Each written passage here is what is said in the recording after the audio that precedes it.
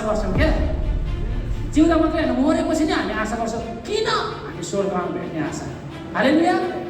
तर के गर त्यसमा चाहिँ अब के गर्नुपर्ने, आनन्द हुनु पर्यो नि त। ओहो आज भएन, भोलि भएन, पर्सि भएन, के को आशा छैन। आशा आशा न भाषा आफ्नो बाटो लासा भने जस्तै त्यस्तो हुनु हुँदैन नि त। आशा गर्नुपर्छ हामीले। बाइबल भन्छ आशा गर्ने आनन्द हो भनेछ। आनन्द गर, आनन्द गर्नु नभएको हो। हामीले त के हेर्दाखेरि कहिले कहिले चाहिँ हेर्छु कि कस्तो क्या अब सङ्गीत हेर्छ खुसी लाग्छ, सङ्गीतले हाँसिरहेको हुन्छ क्या। आनन्द हो नि त, देखिने कुरा हो नि त त्यो त। मलाई रिस उठ्दा कहिले कहिले कस्तो रहेछ मेरो अगाडि,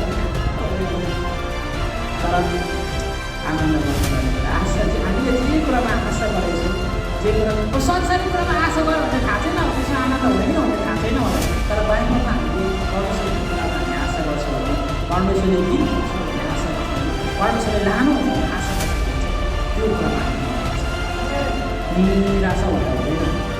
हालेलुया हालेलुया खोइ त हो। हालेलुया जवानहरू, हालेलुया। हामी चाहिँ बाइबलमा चाहिँ हामी आशा बोक्ने विश्वासीहरू, हामी आनन्द हुने हामी विश्वासीहरू।